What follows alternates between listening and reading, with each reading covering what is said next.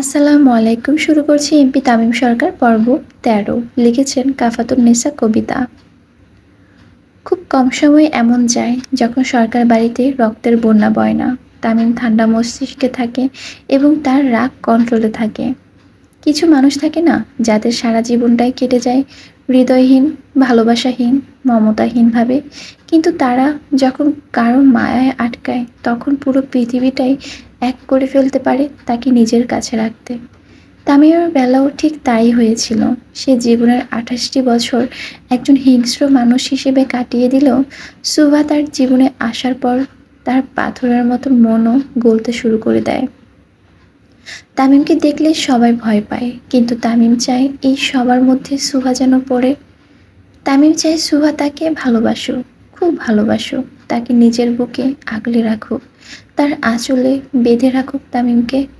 হাজারটা খুন করেও যার বিন্দুমাত্র কষ্ট লাগে না, সে মানুষটি একদিন খুব কষ্ট পেয়েছিল, অনেক কষ্ট পেয়েছিল।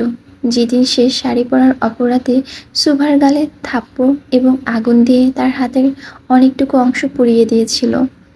তামিম কখনো কোনো মেয়ের গায়ে হাত তোলেনি, সবসময় মেয়ে মানুষের সম্মানের চোখে দেখেছে। কিন্তু যেদিন সে সুভার গালে চড় মারে, সেদিন নিজেই নিজের হাত কাছে বাড়ি মেরে কেটে ফেলে। তামিম তার ভালোবাসা প্রকাশ করতে পারে না ঠিকই, কিন্তু সুভার জন্য তামিম যে কোনো ভাষায় নিজের ভালোবাসা প্রকাশ করতে ইচ্ছুক।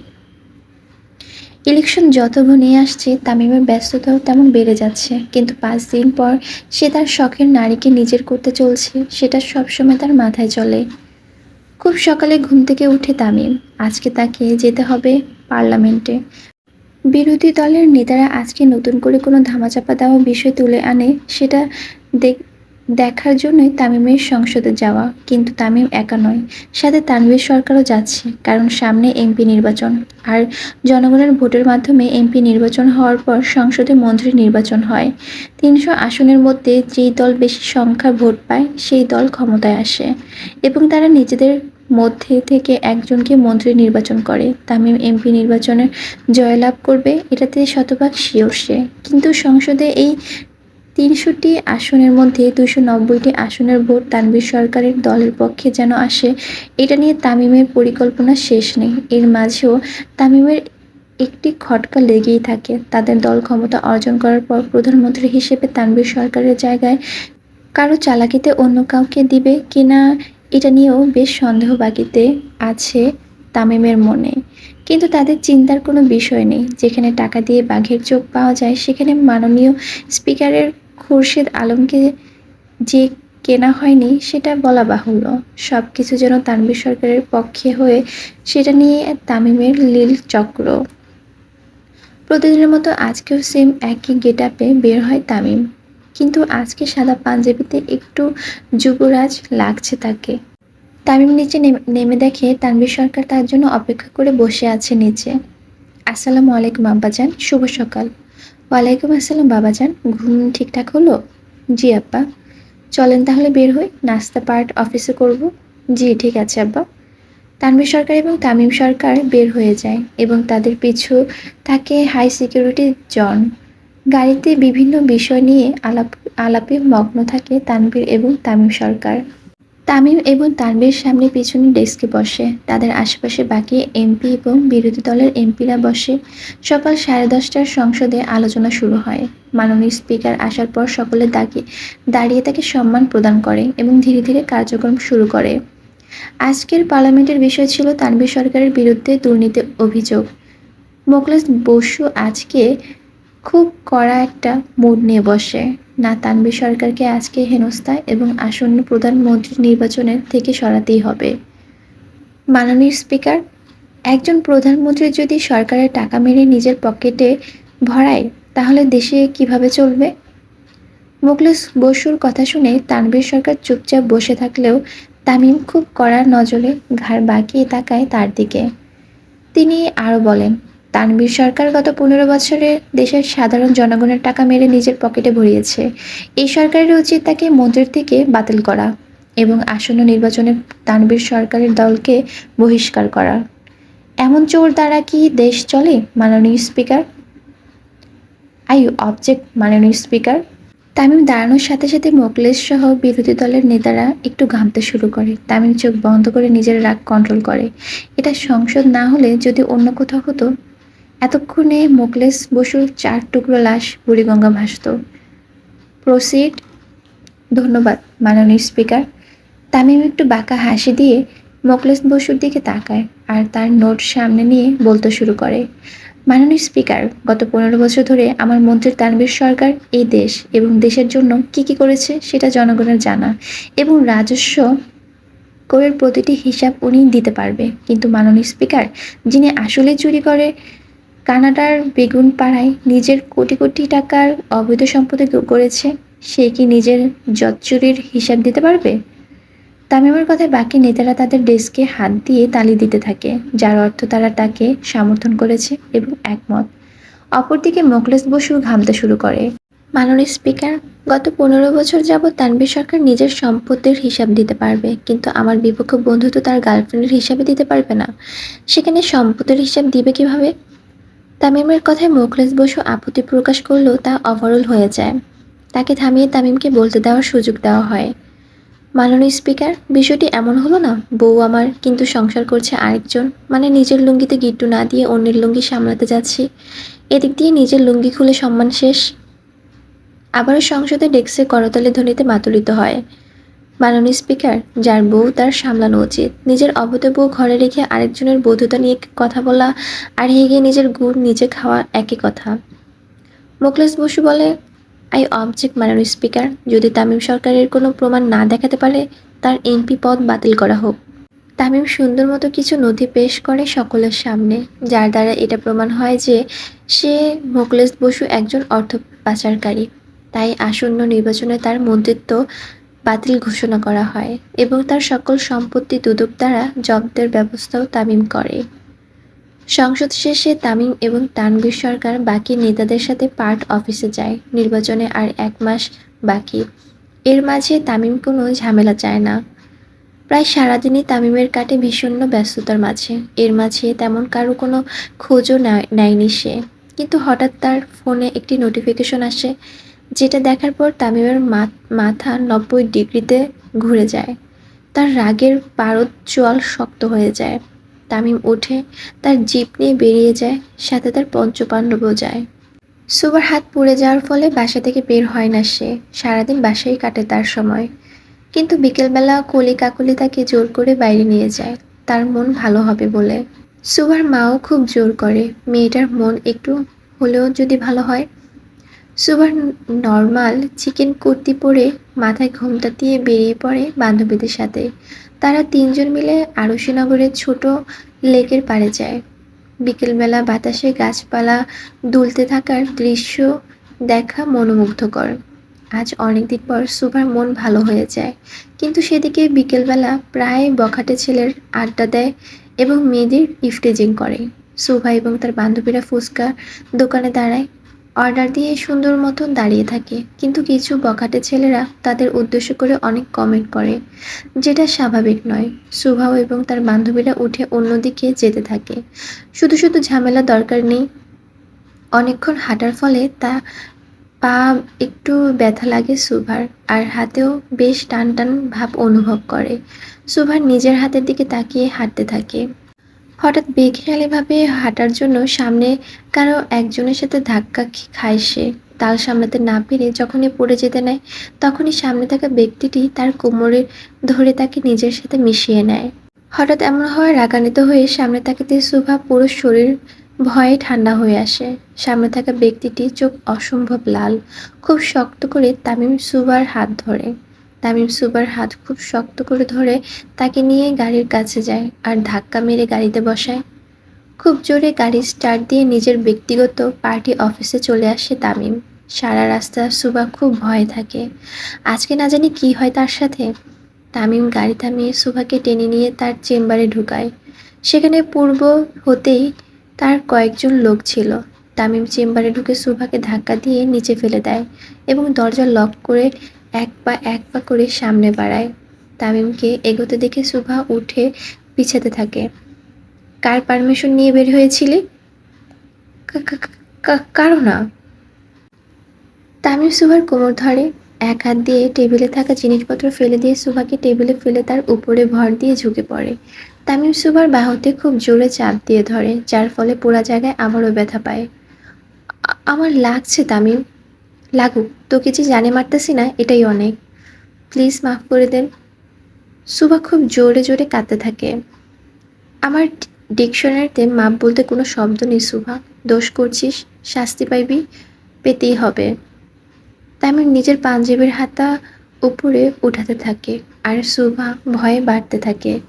তামিম সুভার মুখের কাছে নিজের মুখ আনতে সুভা চোখ বন্ধ করে নেয়। চোখ বন্ধ করতে সুভার দু চোখ দিয়ে পানি গড়িয়ে পড়ে।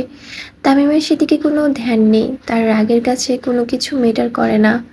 তামিম সুভার ঠোঁটে ছুঁই ছুঁই সামান্য একটু গ্যাপ। আস্তাগফিরুল্লাহ। তামিম হুট করে উঠে দাঁড়ায় এবং সুভার পাশে হেলান দিয়ে বসে। তামিম উঠে দাঁড়াতেই সুভা একটু একটু করে চোখ খুলে।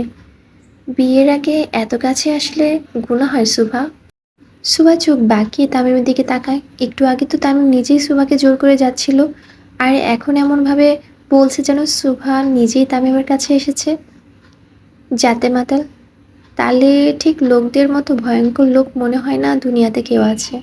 এরা নিজের জাতও ঠিক রাখে, আবার ভয় সন্ধ্যায় মাতালও হয়। তামিম উঠে সুভাকে দাঁড় করায় এবং তাকে নিয়ে সোফাতে বসায়। সুভা মুখ গোমড়া করে বসে থাকে। তামিম কিছু বলার আগে সুভা খুব শক্তভাবে তামিমের দিকে তাকায়।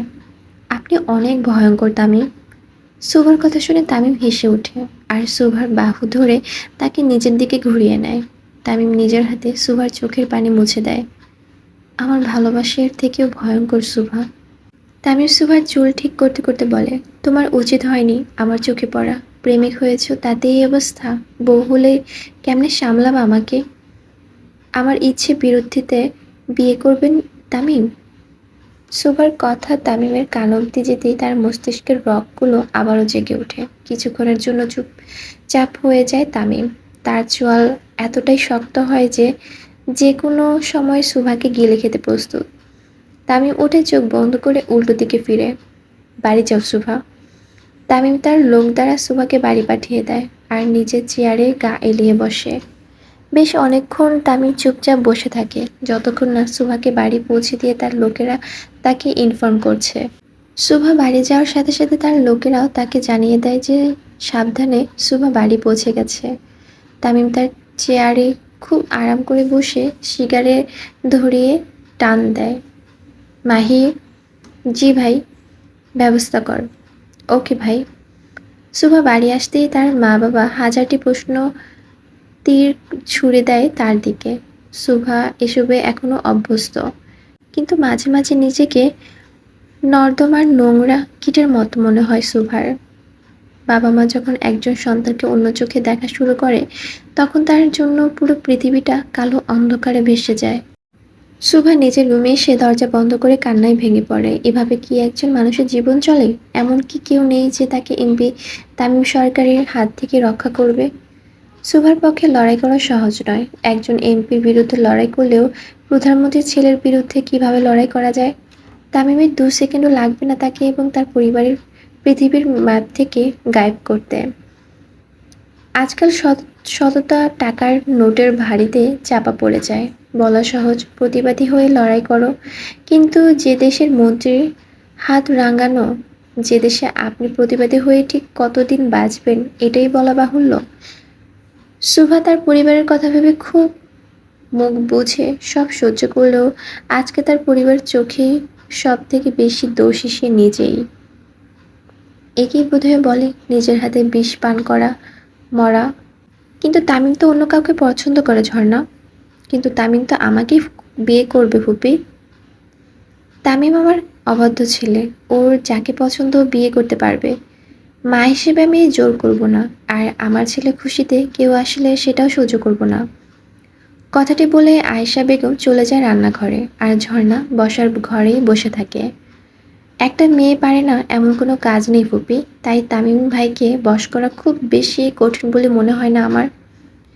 ঝর্ণা তামিম সরকারের ফুফাতো বোন। ছোটবেলা থেকে তামিমের এই বেপরোয়া চলাফেরার দাপটের সাথে উঠা বসা তার পছন্দ। তাই সে মনে প্রাণে ঠিক করে ফেলেছে তামিমের বউ হবে। কিন্তু তামিম আশেপাশে আসতেই তার ভয় বেড়ে যেতে থাকে। কারণ তামিম কথা কম আর খুনে বেশি করে। তাও তামিম সরকারের বউ হওয়ার লোভ সে সামলাতে পারে না। তামিম একটি মেয়েকে পছন্দ করে জেনে তার রাগের সীমা বেড়ে যায়। যে করেই হোক তামিমকে তার চাই। রাত বাজে 11:30। সুভা তখন তার রুমেই ছিল। হঠাৎ খুব বৃষ্টি পড়া গন্ধ তাকে তার নাকে ভেসে আসে। গন্ধের অস্বস্তি খুঁজতে যেতেই সুভার নিজের বাবা মায়ের চিৎকার শুনে নিচে দৌড়ে আসে। নিচে আসতেই আশেপাশে মানুষের আর্তনাদ আর কানে ভেসে আসে। আগুন সুভা, জলদি বের হ। সুভা তার মা বাবা এবং ভাইয়ের সাথে হন্তদন্ত হয়ে বের হতেই চারপাশ দেখে আতকে উঠে। তাদের বাড়ি ছাড়া আশেপাশের সকল বাড়িতে দাও দাও করে আগুন জ্বলছে। কিন্তু আশ্চর্যের বিষয় হচ্ছে মানুষগুলো হঠাৎ চুপ হয়ে উল্টো দিকে তাকিয়ে থাকে। সুভা পিছনে তাকাতে দেখে তামিম তার জিপের সামনে হাত ভাঁজ করে চোখে কালো চশমা দিয়ে হেলান দিয়ে দাঁড়িয়ে আছে। আর আশেপাশে তার লোকরা দাঁড়িয়ে আছে। সুভা বাইরে আসা মাত্র তামিম একটি মাইক হাতে নেয়। প্রিয় এলাকাবাসী, যদি প্রিয় থেকে পড়া এলাকাবাসী না হতে চান তো সুন্দর মতন মঈনুদ্দিন শিকদার বড় মেয়ে সুভা শিকদারকে বলুন নিজের ইচ্ছেতে আমাকে বিয়ে করতে রাজি হতে। তামিম মাইক নামিয়ে সুন্দর মতো আবার হেলান দিয়ে দাঁড়ায়। আর সকল বাড়ির লোকরা সুভাকে ঘেরাও করে দাঁড়ায় আর কেঁদে কেঁদে তাকে আকুতি মিনতি করতে থাকে। তামিমের এই অমানুষ রূপটি দেখে আজকে ভয় না, বরং ঘৃণায় সৃষ্টি হলো সুভার মনে। সাকিব ভাই, উড়াই দে। তামিমের নির্দেশ মতো সাকিব তার বানানো স্পেশাল বোমা নিয়ে সামনে এগোতে থাকে। সাকিবকে সামনে এগিয়ে আসতে দেখে সকলের কান্নার পরিমাণ বেড়ে যায়। তারা সুভাকে অনুরোধ করে আরও গভীরভাবে। এতগুলো মানুষের বুক ফাটা আর্তনাদ দেখে সুভা তামিমের দিকে ছুটে যায়। সুভাকে কাছে আসতে দেখে তামিম 2 কদম বাড়িয়ে সামনে দাঁড়ায়। আমি আপনাকে বিয়ে করতে চাই তামিম। নিজ ইচ্ছেতে? জি। আমি কি তোমাকে জোর করছি? না। তামিম নিজের চশমা খুলে ফু দিয়ে আবারে পড়ে ফেলে। মুসলমানের এক কথা, নিজ ইচ্ছেতে আমাকে বিয়ে করতে রাজি হয়েছ। পরে আবার বইল না আমি জোর করছি। তামিমের কথা শুনে সুভার চোখে পানি গড়িয়ে পড়ে। এতগুলো বাড়ি জ্বালিয়ে মানুষের কষ্ট দিয়ে তাদের প্রাণে মরার ভয় দেখিয়ে নিজের ইচ্ছের বিরুদ্ধে বলানোকে কি নিজ ইচ্ছেতে রাজি হওয়া বলে? তামিম এসে সুভার চোখের পানি মুছে দেয় আর হাঁটু পড়ে বসে। নিজ ইচ্ছায় বিয়ে করবে আমাকে? সুভা মাথা নাড়িয়ে হ্যাঁ বলে। তামিম তার পকেট থেকে একটি ডায়মন্ড রিং বের করে সুভার হাতে পরিয়ে দেয়। চারপাশে আগুন জ্বলছে দাউ দাউ করে আর মাঝে তামিম হাঁটু পেরে বসে সুভাকে প্রপোজ করছে। দৃশ্যটি কোনো সিনেমার শুটিংয়ের থেকে কম নয়।